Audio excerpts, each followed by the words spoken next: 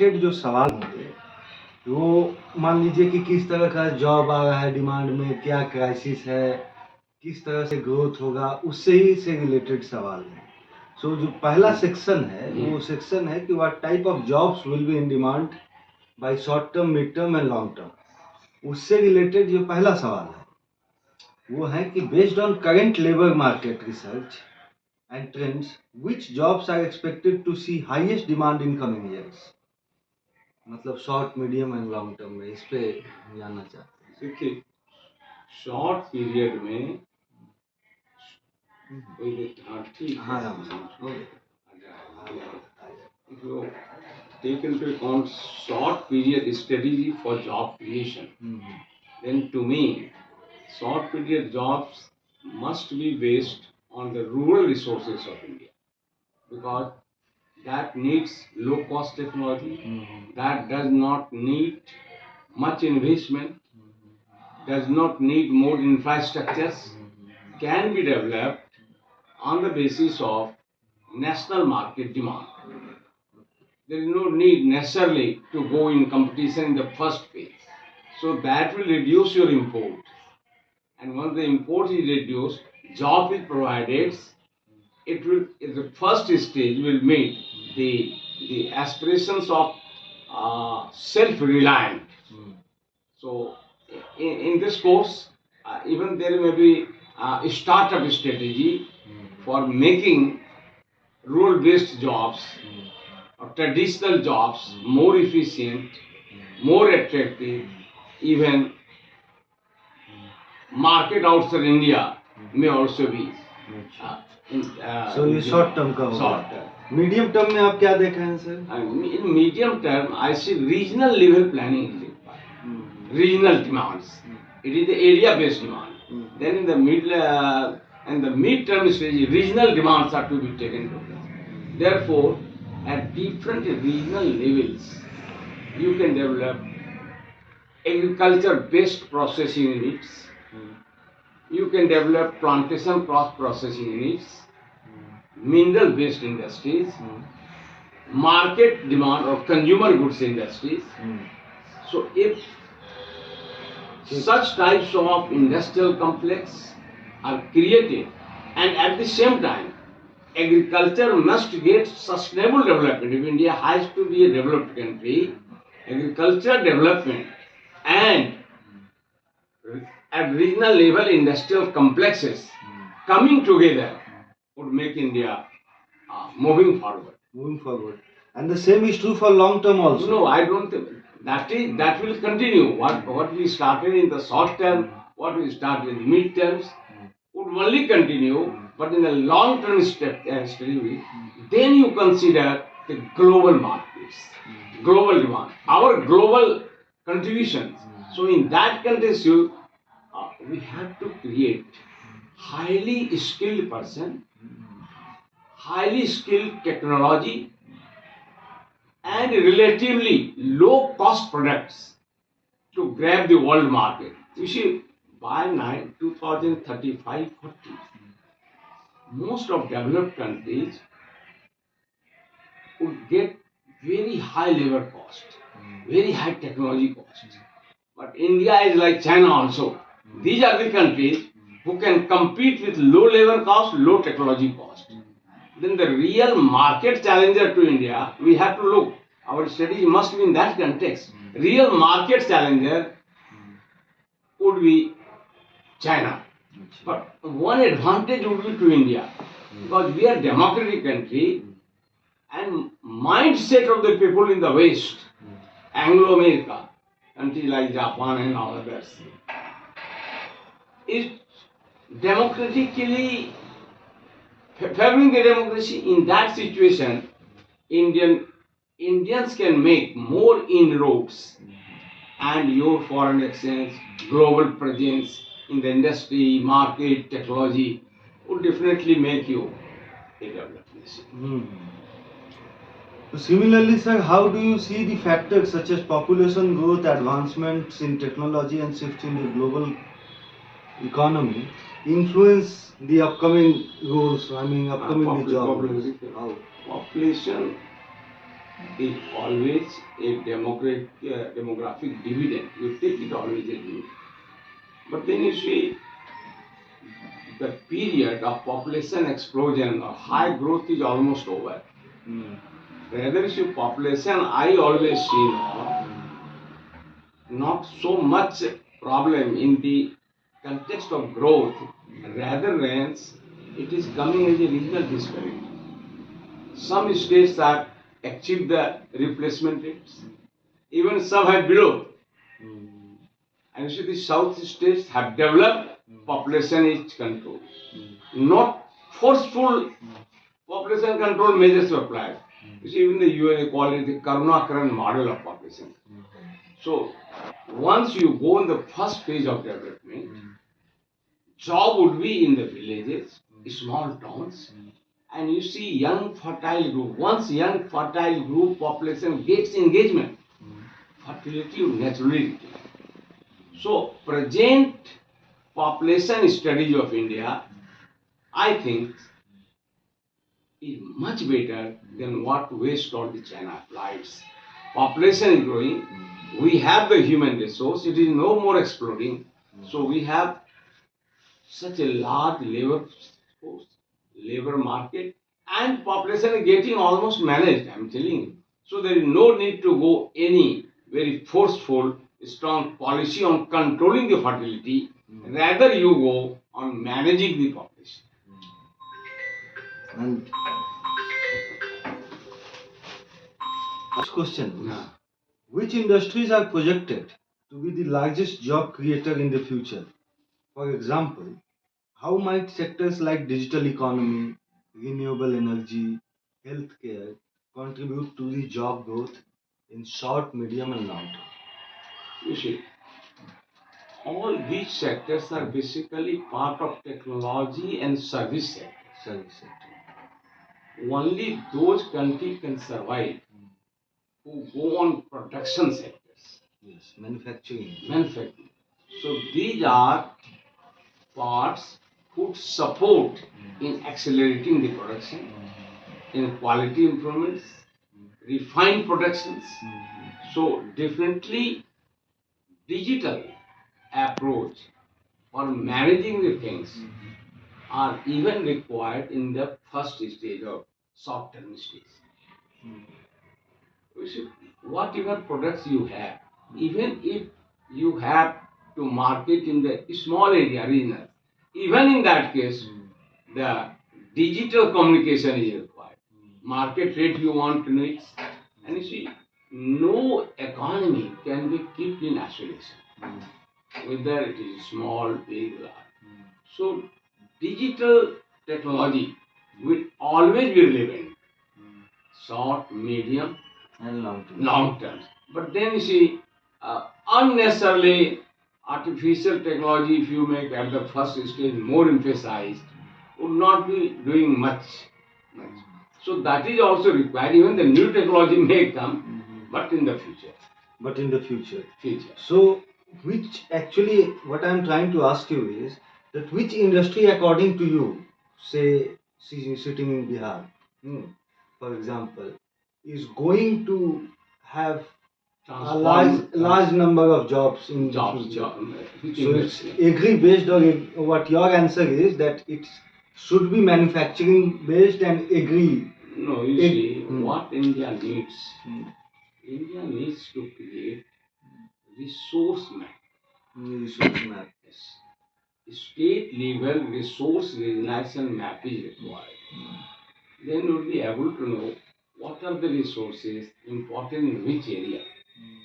So many crises emerged that even brought the political tensions. Right? Bauxite was produced in India. Aluminium industry was established Alway. Where is the weight losing industry? Have you and faulty economic policy? I am not knowing who are the pioneers that equidistance fare. Whether you are going carrying or based on the per ton fair price fair charge of the raw materials were established per ton, Mm. whatever distance you carry within the country. Mm. Not that you. So from per ton bauxite, Mm. the cost was given to railway, Mm. and it was going there. State so rich in minerals, Jharkhand remain underdeveloped. Now you see the things are now arrested or being changed. So if the resource survey is made, you will be able to know to develop the industry accordingly. But what I am telling you one thing, such a big market, India is such a big market, potential markets of all income groups. By 2047, poverty will definitely not remain what level is now. So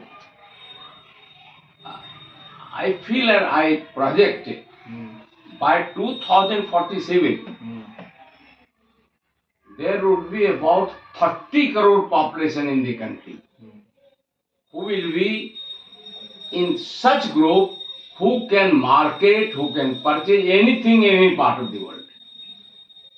Okay. 20% population of the country will be in a position, may not be Adani or may not be the so rich, ultra rich, may not be ultra rich, but would definitely be in such a position. 20 to 25 to whatever, 20, around 20% populations. Then you see, if you take the middle age group, middle income group, it will not be less than 1/3 of the total. And lower middle would again be 35-30. So only 5 to 7 or maximum is 10% remains struggling to have a bit comfort. In that conditions, you have to see our industries must be based on the demographic demands, demographic dividends demand. What kind of demand? You have to plan market, plan economy, industry in that context. And then you see a sustainable economic growth much better than the present developed country would be. But again, I am telling you, these all would be success when you improve the social indicators. Not possible without Like health, education. These two are very important social indicators. These two are to be improved, satisfactorily improved, then you will be able to build So, sir, now I'm coming to my second section, Huh. and that is primarily deals with that which sectors will see most job creation by short term, long term, and middle term. And the first is agriculture. What trends are anticipated in job growth within the agriculture sector? That's the one. And how will innovations like precision farming, sustainable farming practices affect employment? Now you see, in India, agricultural sector would always be, or the agriculture society, as it calls, always be the largest resource provider, largest labor provider, agricultural society, I'm telling you, largest market. So in rural India or agricultural India, sustainable industrialization needs local resource-based industries and the market demand industries. You also take it market demand for the ready-made garments. These could be developed because they are not weight-losing industry, toy industry, or traditional like the Madhubani paintings. You can reversilize, you can develop it at all levels. So I told you earlier, again I am telling you, what would be developed in the first phase would not be said goodbye in the second or third, would continue. Momentum will continue. So in the first sector, a culture based industry based on resource survey need to be developed and will largest job supplier. And it will be the largest job. Largest supply. job, definitely. The point number 2 is what about manufacturing sector? The question is how will the advancements such as automations are coming up in industry, right? Smart manufacturing influence job roles, and how this is going to affect the job creation in Bihar Yeah. particularly and in India in general. And you see, again, I'm telling you, it will not affect much the job opportunities. Only thing would be that jobs should be of different types. And once you engage large size of young group in the agricultural and traditional based refined industry, here the pressure would reduce. Mind you. So there would not be uh, much job cuttings or unemployment like situation. Rather, a different technically advanced labor or engineer or even the management groups are required, highly skilled required, and India, as I told you, improve the social sectors. A large number of people having innovative character, patent, copyright, these all would comes and would provide the jobs. Would not be much problem. It will not create unemployment like situation. I'm very confident. Okay. And what about the service sector, sir? How will the digital transformation No, healthcare it expansion will is? definitely bring Hmm. a big change in service sector. It will revolutionize subject sectors. It will be able to open new vista or new opportunities in service sector. So you cannot uh, uh, keep it, you see, in the second mind or not, rather needs priority in your strategy. When you are planning protection based economy, you must plan simultaneously service based economy. So there has to be a Rather, production-based economy. There has to be a linkage between production-based absolutely, economy and service-based. There must be, absolutely, there would be a strong linkage. So when the Niti Aayog or anybody is, when you are planning the economy in terms of industrialization, resource-based development, job, at the same time, service sector, in accordance to such economy, is required to be developed. So service sector is to be given importance. ठीक है. Now let's come to the third part, and that is primarily deals with future skill demands. What skills are currently in demand and how they will change in short, medium, and long term. And with this, my first point is regarding technical skills. What technical skills are highly sought after today? That is coding, data analysis, cyber security. That's the first question. And the second question is how important are these skills expected to evolve over the next few decades? And what technical skill might become important? So there are three questions related to technical skill. The first is what technical skills according to you is in demand these days? And you see, I see coding, data security, cyber security, these kind of things. you see, uh, data management, whether you are in the short term, mid term, long term, data management and collection of reliable data, proper techniques used for analysis of data. These are very important even for short term, mid term. So those who are trained technologically, then data management or digital training would essentially be a part of the skill development of the person or the employee. You cannot keep them separately. Data management is important and that will help. You see, once you create data, that will help in future planning. What are experiences for betterment? What are the gray areas? Only by data analysis you can attain. So this will always remain as an important part. But definitely, when you are in the second stage of development, you call the The midterm. mid-term development stage, then the technological advancement is required. And then in the third test, it is not only AI and others, rather much, but you can develop technology, data management, digital techniques.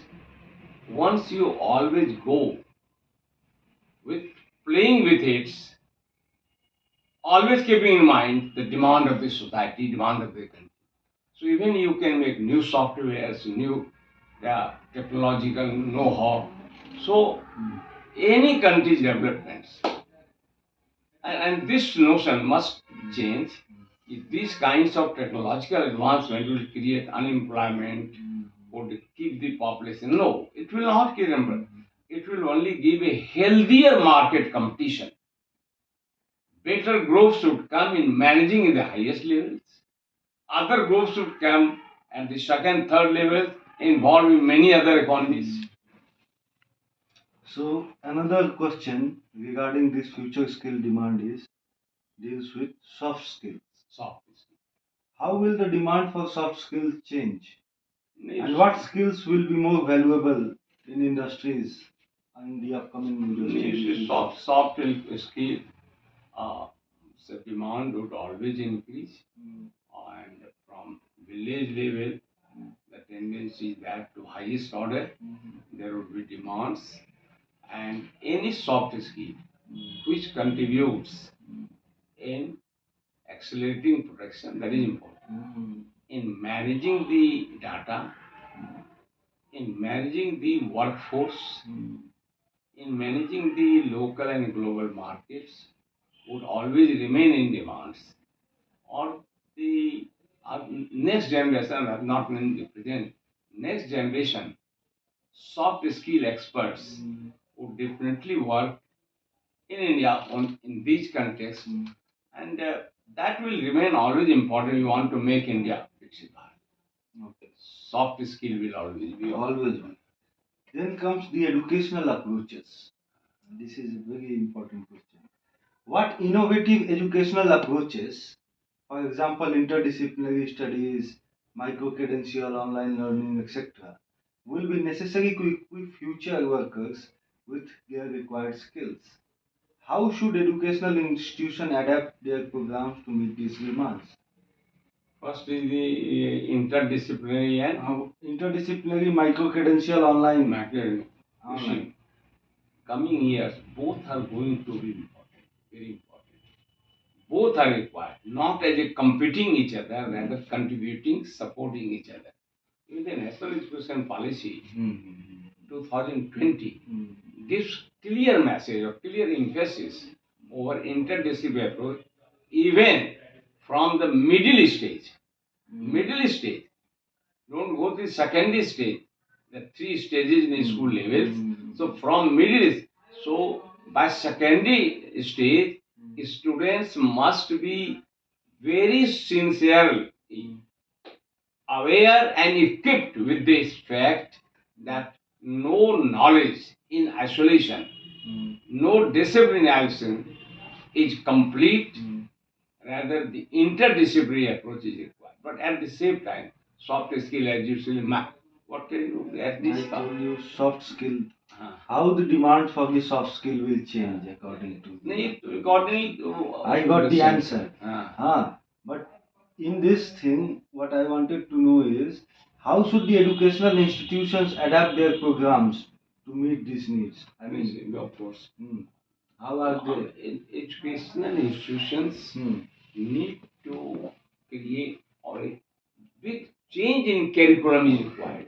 Big changes. Big change is required. I'm associated here in Bihar's school curriculum development in the light of the National Education Policy. So we are giving a new curriculum setup, only teaching. And lecture mode of teaching. Yes, that is to be changed by field visit, project work, discussions. Teachers even the parents and ministry have to be involved, and the society. So any learner is not no more a classroom learner. He or she has to be an open learner. Open knowledge resource is not the basis of this. You are an enrolled student, but open learning process is required. And then you see this interdisciplinary, you cannot make sustainable progress without interdisciplinary. So the last question in this section is, how will digital transformations like AI, automation, etc. impact jobs in agriculture, manufacturing and services? And I guess that you have answered this question by saying that the innovations in AI and automation is not going to take away jobs, and we need to get out of this. I'm confident it's not going to reduce the jobs. Rather, it will create jobs. So it's creating job, a new kind of job. New kind of job. And the better mindset peoples would go there and display their importance at the global level. So my fourth section is that it deals with primarily with the impact on job roles. Okay. And the section is education, manufacturing, services and agriculture, right? So first is agriculture. How are AI and robotics and automation transforming roles in agriculture, such as precision farming, automated crop management, and what opportunities are arising? I mean, if this is coming up in the agricultural practices. Culture sectors, I'm telling you, these approaches or technology and approach that I'm telling you would definitely bring a lot of change. But I don't think until these would be fruitful until unless some institutional changes in agriculture is made. Without meeting that, you cannot do this.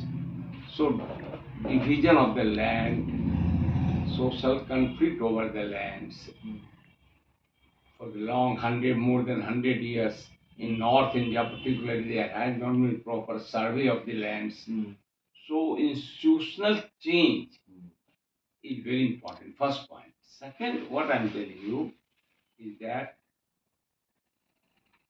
presently we are giving more emphasis over new infrastructures in the countries like the seeds, pesticides, all the. You see, we have to look into these are creating hidden health problem in the country.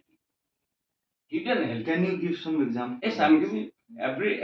But like you use the nitrogen, and then excess use of nitrogens brings high level of nitrogenous content in your grains.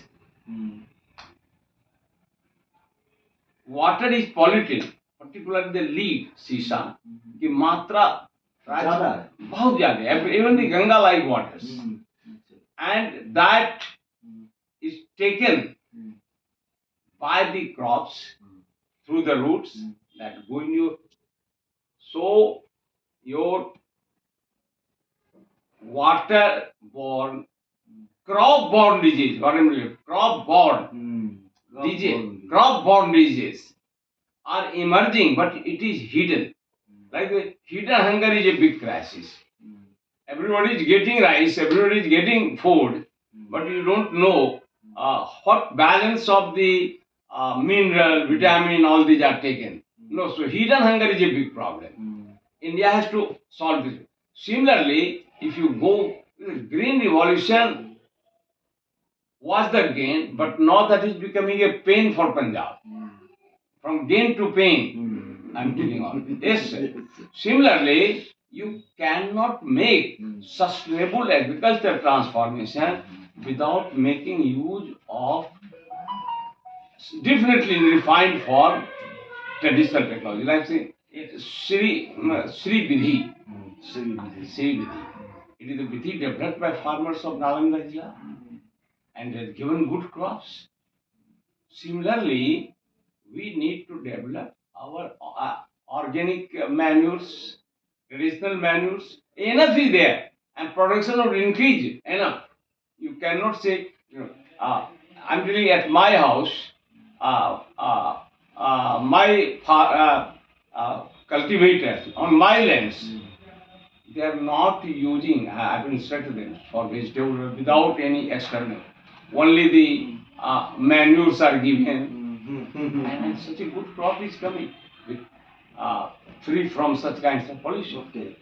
So what you are trying to say me is that we need to have a balance. Balance. We need to have a balance between the modern technological interventions in agricultural practices and The traditional. the traditional and Or the India, the hazardous practices of the modern. we call the need to- Indian knowledge system. Indian knowledge system. Knowledge systems. Indian knowledge system need to be recognized in those fields if we want to have a more productive, More production and sustainable production. sustainable production. And keeping the earth sustainable, system sustainable, land sustainable. It is not only to get the sustainable or good crops. It is equally important. Water remains sustainable, land remains sustainable, biodiversity remains sustainable.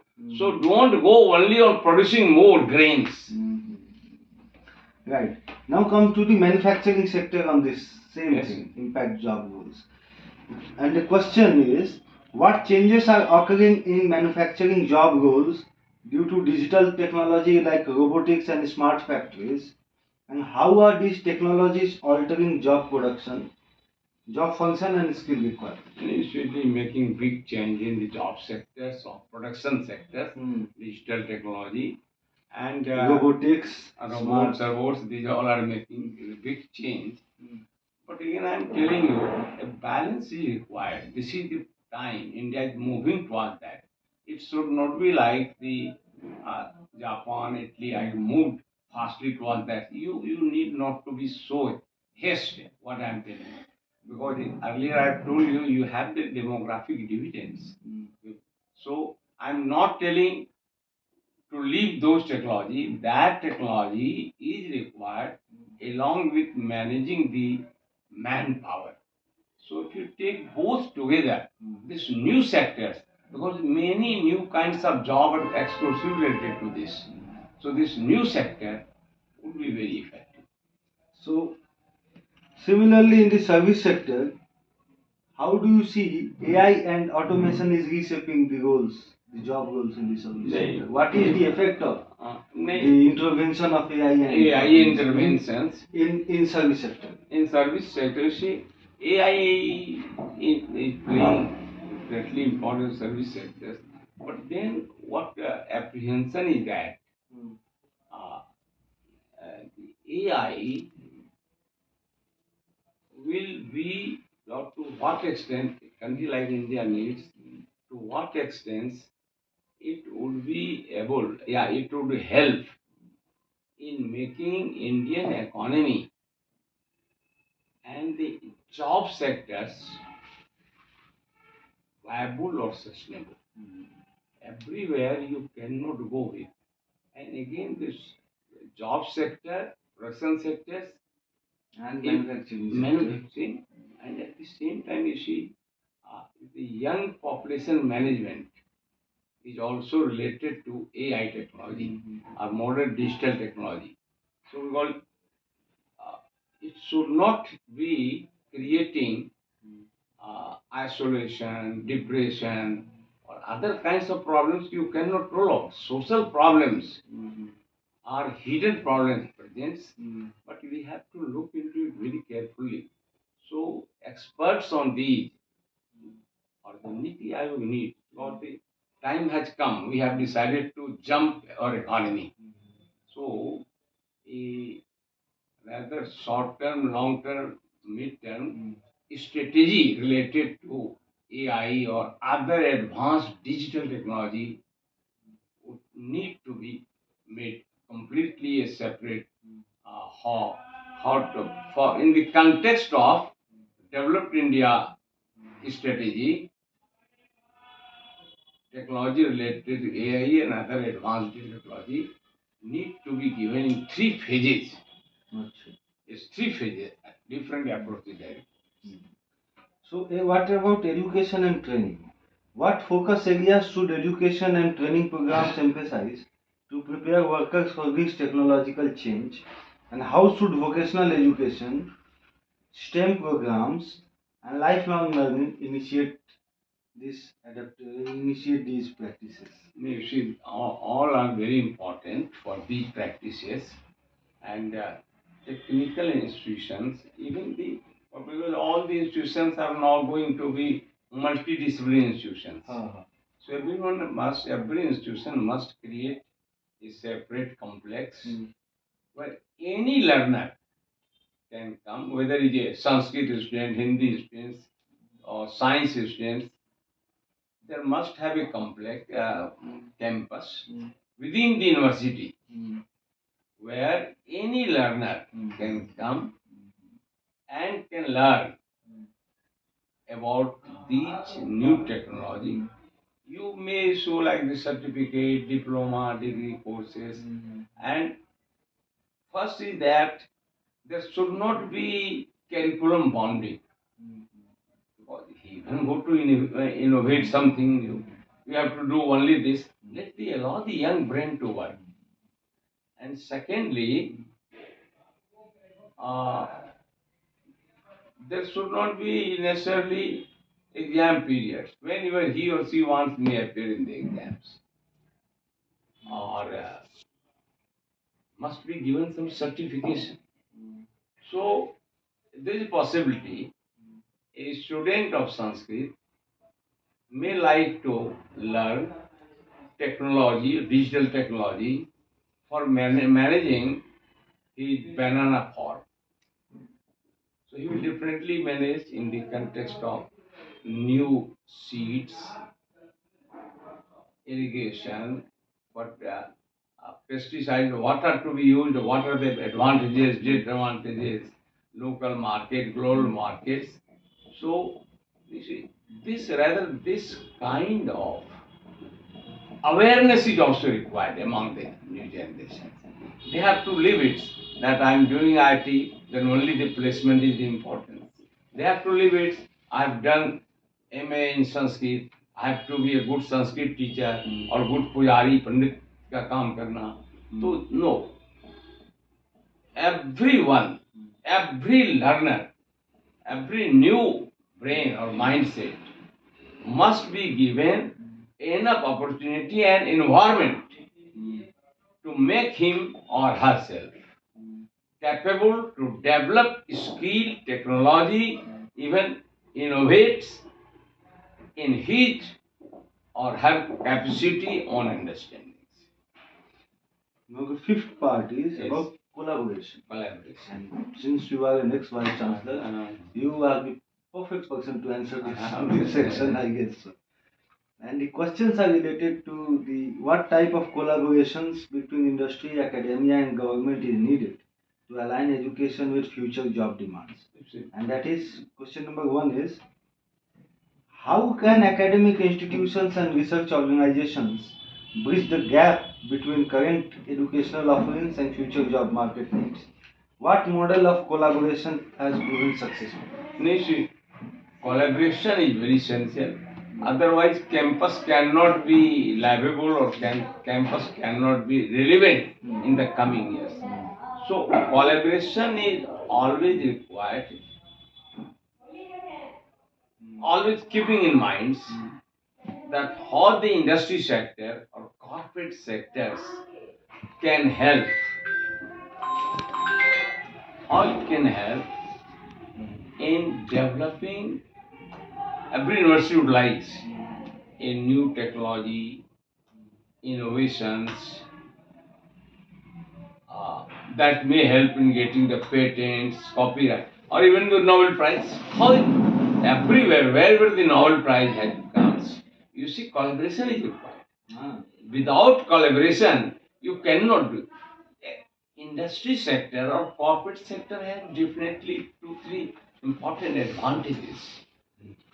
So one advantage is that they are ready to invest. They are ready to invest, provided you are giving really relevant proposals. They will invest it. And you, the university management, institute managements, have always to be ready with the innovative strategic plan whoever is coming to help you, you have to prepare the plan for that teams. Suppose uh, nowadays even the space technology, the private sector is landing on the moon now. So space technology, that corporate sector is looking into the institutes who can make more advancements within a limited times, because the corporate sector is competing in the world markets. So others cannot grow. Definitely they will nowadays will not come to Patna University. They will go to university where there is a higher level of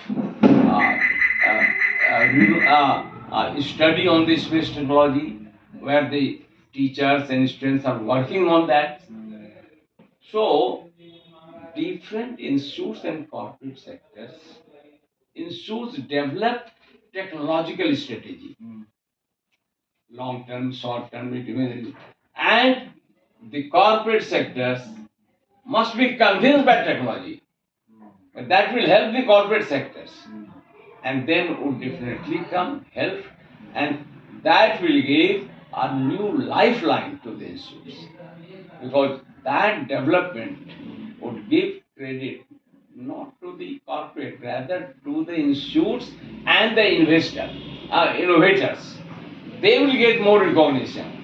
Nobel Prize is not given to the corporate sector contribution. It is given to those who have made the advancements.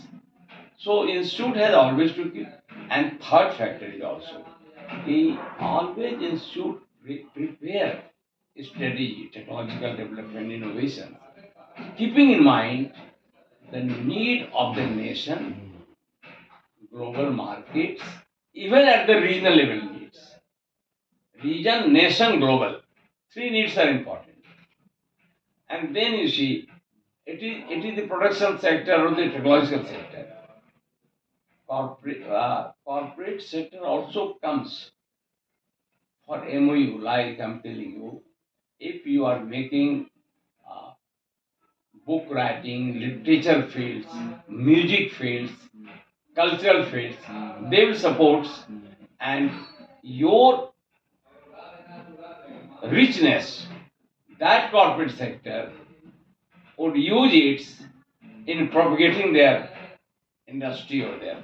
Actually, you have the music sectors or the uh, uh, cultural, some heritage, the corporate sector is from within the country. They would use it as their emblems, as their uh, propaganda tools. So you need to prepare for that, and that will ultimately will help you. Okay. So what role should the government play in fostering partnership between academia and industry? Are there any examples from other countries where such collaboration has been effective? I mean, what I am trying to ask you is that how can government facilitate the partnership between academia and industry? You see, if government facilitates, then the credibility of MOU becomes high in important things. If the government facilitates or brings the corporate and the institute together, then I think the credibility will improve, and any administration problems, complications would easily be removed, and an administrative protection will be given to that. So, in many cases, government are coming, you see, in supporting this kind of MOU, like Nalanda University. It's very good example. Nalanda University, Rajgir. It is run by the Ministry of External Affairs. The government of India is directly responsible for this university, and they have promoted, facilitated MOU with Singapore and some other countries.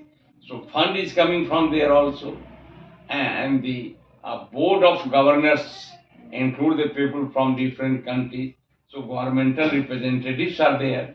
So this model, although has not got much success here so far as the some breakthrough is required, But this model needs to be implemented where there would definitely be technological breakthrough, some other kinds of breakthrough. So the next question is regarding curriculum update. Yes. And the question is, how can educational institutions update their curricula to respond in real time to industrial changes? What mechanisms can be put in place to ensure continuous alignment with evolving job demands? Anyone throughout the year can learn, and even I'm of the firm view that exams should also be free. Any times, if a student, the digital age has come, a student is not ready to appear in the exam, then what do you want to retain him for 10 months more? You prepare the results. Session would be the same. I'm not telling to change the session. Whether he appear this type exams, 2025-26 session, this boy passed this exam. But the boy has appeared in exam only after 2-3 months he completed the course. Or he made a major knowledge breakthrough, technological breakthrough. So curriculum development needs no compartmentalization, isolation, rather freedom to learner. Freedom to learner is essential to bring better knowledge management, or the human resource management. Now the next section is regarding educational standards, and this primarily deals with the questions like, is India's education system prepared to meet global demands in terms of skill and employability? And the first question is, how does India's education and training program compare to global standards in skill development and employability, particularly in key sectors like IT, manufacturing, finance? No, you see, at present At present, we are not at the global level. we are No institute is within the top 100, 50, 50 or 100. It simply shows that you are not that level. So you cannot again be a developed country without improving training program, knowledge gaining programs, or the innovative programs. So these all are to be taken up on the priority basis. So, what specific gaps or weaknesses exist in India's current education system? It's a big gap is that learners are not knowing what I have to do. Large number of learners, even the IT students, are confused now. So, again I am telling Niti Aayog has big responsibility, the government, to remove this kind of confusion. Otherwise, if increasing tendency of this confusion, he is doing IT. He is not knowing whether he go in higher educations or he go in the placements, because placement is what pressure of Indian family. You cannot rule out this person. Is that you come in jobs and if performance is not good somehow, no one is need to say you anything. Self-depression is emerging in the young generation also. What I found, a culture sectors and the education sector. In these two sectors, suicide tendency is increasing. I want to know why, sir? Why? Yesterday because only, this gap. Yesterday only another suicide happened in Big Then this is the gap. What training you are giving to your yesterday students? Or day before yesterday. He is even not knowing. Trainer is not knowing. The university is not knowing. And university demands something else. Demands something else. You are training something else. So this change. I mean, I'm telling you one example. Is so important. In Nalanda Open University, when I was the vice chancellor, there was a fourth grade employee. I always found his face, never smiling, never any kind of freshness. One day I asked the registrar, who is this wife? Like, क्यों ऐसा है? Arjun Yadav. So then I was told to their staff that he is PhD in history. He was a good student. But family is very poor. Therefore he has come here and told the earlier vice chancellor, sir, मुझे कुछ job दे दीजिए, मैं peon चपरासी से पढ़. So vacancy was only for the peon post. Why? अब you see, he was able to face the new challenge. Otherwise, suicide is also possible. इस case में. So he will never smile. What young And brain he will never be satisfied with and never be satisfied in life. कि भाई PhD किए और उसके बाद जाके peon बन गए. ये तो हमारे यहाँ एग्जाम्पल है. तो ऐसे तो इस देश में बड़ी समस्या है. सो देखिए बहुत जरूरत है कि learners must know where I have to go, what I have to do, and trainers also train the minds that nothing to dissatisfied, nothing to go in depression or quit. So learners are trainers, and you see, institutions must gap the bridge the gap. Institution must bridge the gap.